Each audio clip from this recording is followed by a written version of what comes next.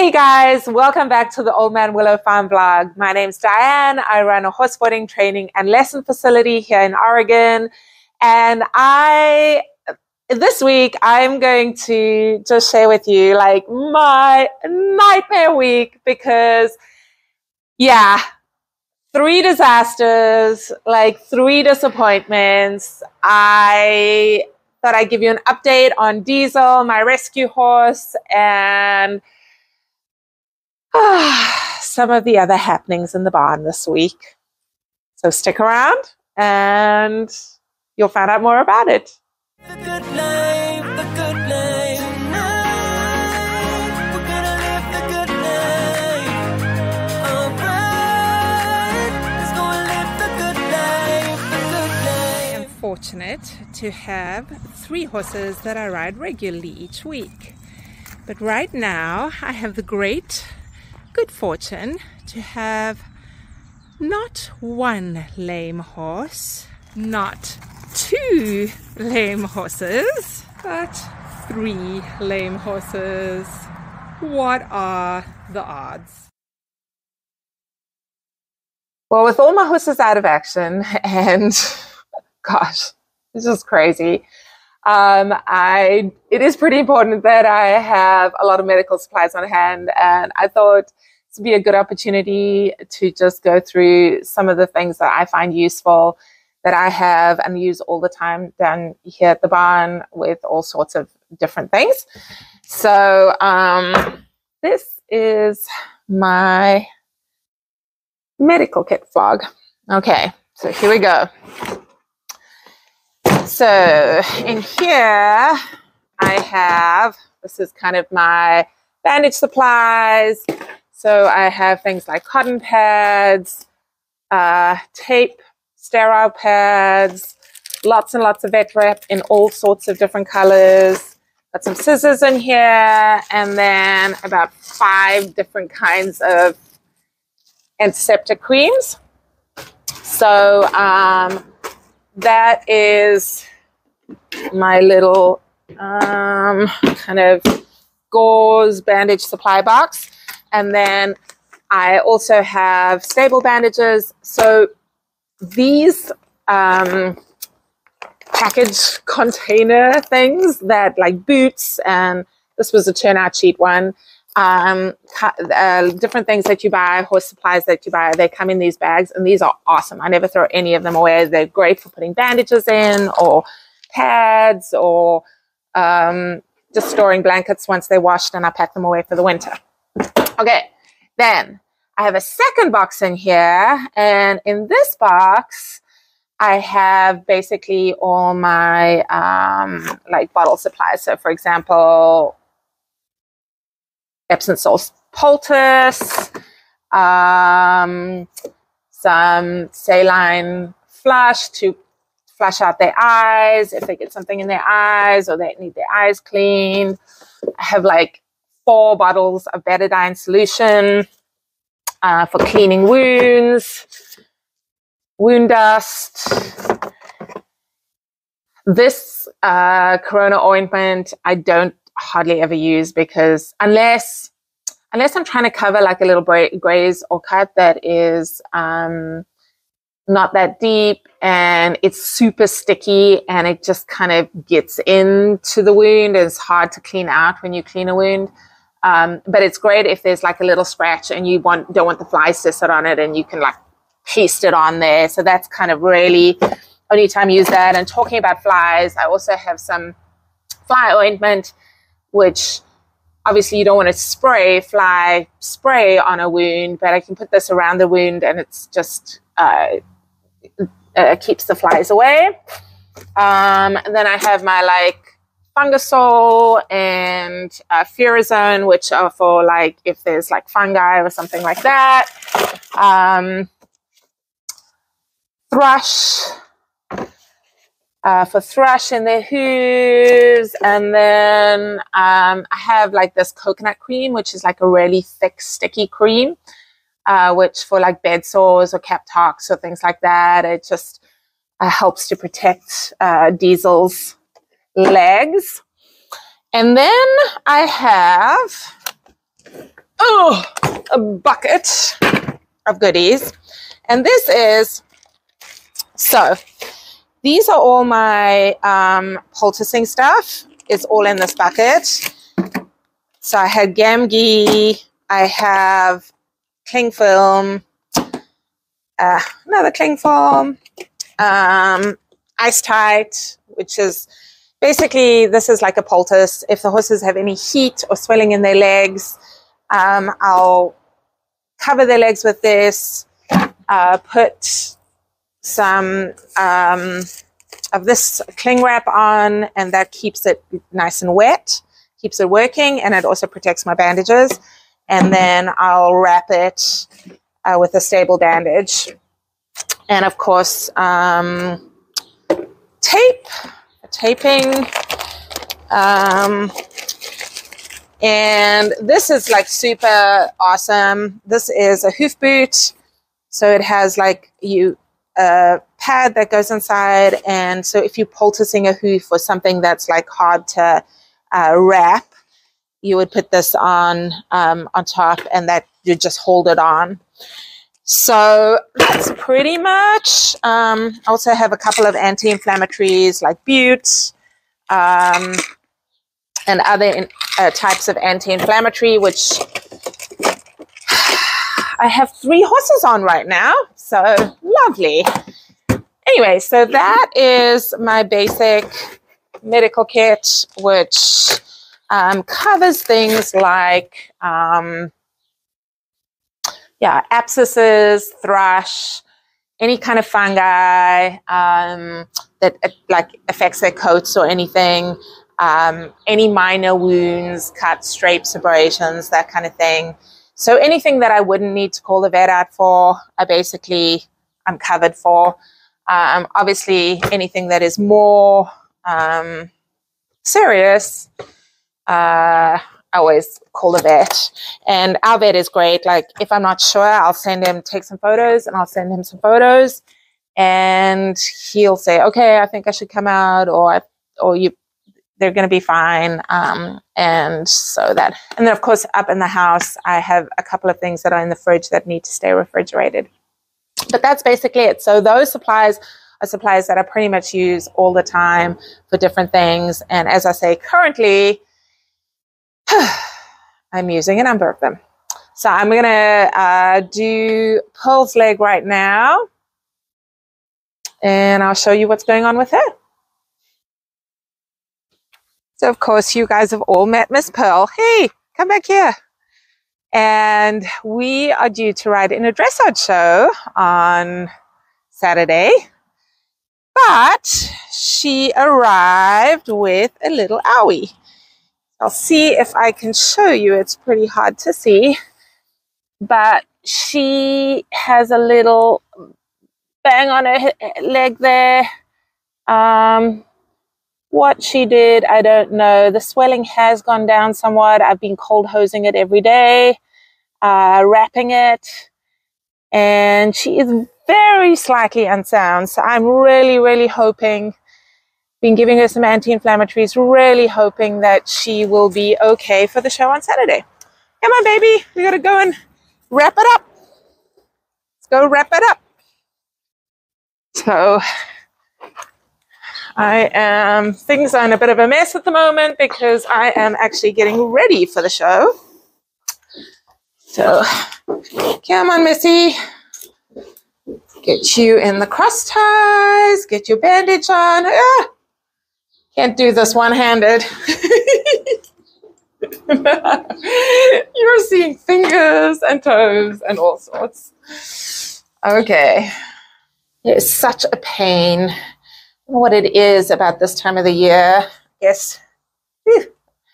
guess it's springtime, and the horses are just feeling their oats a little bit, and just got back into work, so they're being ridden and worked and feeling good and fit. And they just like to injure themselves. I don't know what it is, but they do.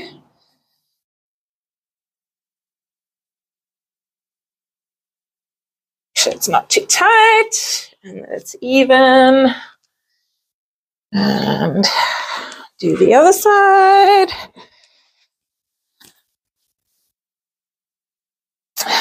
So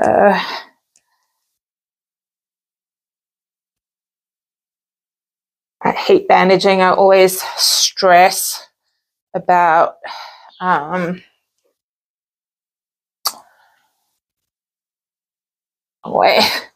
always so stressed about getting the bandage too tight or and doing more damage, which you can very easily with bandages. So super important that you have a steady, even pressure and it's wrinkle free and you don't do it too tight or too loose for that matter. Just want it nice, even, all the way up.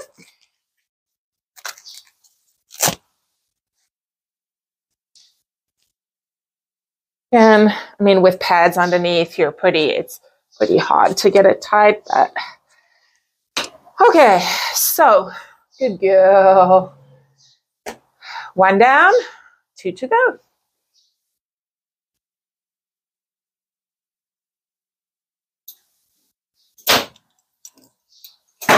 Good girl. Right, our next victim is in here. I am going to check this guy out. Pops, hey, beautiful boy. Come say hi. Come say hi. Say hello. So, of course, we had him all sign up for the eventing show, and then he decided to injure himself. Yeah. Are you saying hello? So he decided to injure himself, and he has had a splint previously on his leg, and he kept re-injuring himself, and so we are doing a couple of things. We're turning him out with turnout boots on so he can't hurt himself. And then we're also, I had the farrier come out and she put pads on and trimmed his toes back a little bit to make those a little shorter because he never used to knock himself. So I'm thinking there was something maybe changed with the angle of his foot or something that caused him to keep re-injuring himself. But anyway, here we go. I will show you. Just put that down. So of course he's got the turnout boots on. And the other side. And then leave the camera alone. Okay, let's see if we can show you here. So here you can see he had an old splint here, and then you can see where he re-injured it there. He just clipped himself on the same spot. And he's again just been very slightly unsound. It hasn't like it's just been so slight, and but it's just been persistent. So I actually am going to take him to the vet tomorrow, and we're going to have the vet have a look at it. And also we just want to figure out like why is it that he keeps on clipping himself on the same spot. Like I definitely feel like doing his toes shorter. So if you look here, you can see how I had her trim his toes a little bit, and then we put pads on. So yeah, so having his toes done definitely helped. He hasn't clipped himself since then, but I still want to have the vet. She's actually specializes in chiropractic work. So we're going to have a look at, see that he that he hasn't got any like back soreness or back issues, or it's not in his hocks or anything like that. So we just want to rule all those things out, because it's not normal for a horse to keep winging himself like that. And so that we need to just figure out what's going on. So we're heading to the vet once again. So 2 down, 1 to go. So my third patient here at the barn is this beautiful guy. For those of you who have been following his story, that's Diesel. And he is my baby. And he, I did a vlog about it, but he injured his check ligament. He tore his check ligament. And so he's out for like 6 months. Now you can see, come here, beautiful, you're scared of the camera. You can see that he has got like a lovely scratch down his face. Yeah, that's because he was trying to eat grass under the electric fence. We have the gates electric fenced off, so they can't like bang on the gates. And he touched the electric fence and whacked the gate with his face and scraped all the hair off his face, and also gave himself a bloody nose. So like these guys are just determined to do themselves damage. Can I show them your leg? Will you stand still so we can look at your leg? Hey, beautiful. Yeah. Will you stand still? Will you stand still? We'll give it a try. Okay. So for you guys, stand. You guys who watched the other vlog, you saw that he has the swelling down the back of his cannon bones here, and this is where he tore his check ligament. So he is out for the next 6 months. And then you see I have the turned up overreach boots on, because he was giving himself bed sores on his fetlocks. So that kind of solved that problem. But yeah. Hey, silly boy. Are you a silly boy? Are you a silly boy? You give Mom a hard time. So he is my third patient, but he's doing great. He's still, as I say, he has never been unsound on this. Like, he has stayed completely sound.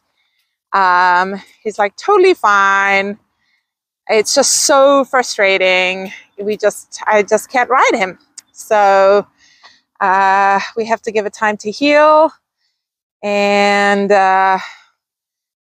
yeah, we have to give it time to heal, because you're a silly guy. But hopefully, they say disasters come in threes. We've had 3, so hopefully no more. Hopefully everyone else will stay sound. One can live in hope. Well, guys, that's our update here from the barn. I have 3 horses that I was entering shows with, was working and getting fit for the show season. All 3 of them are now unsound. I'm just like, oh gosh. But anyway, we're hoping that Perl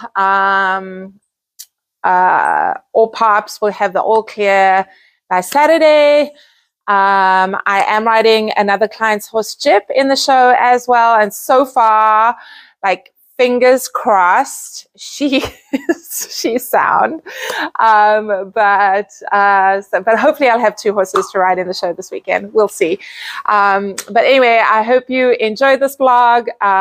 Remember to like, give me a thumbs up, subscribe to the channel, comment below. Your likes, comments, subscribes all help me to build the channel and continue sharing our life here at the barn with you. So I will see you guys next week at our dressage show.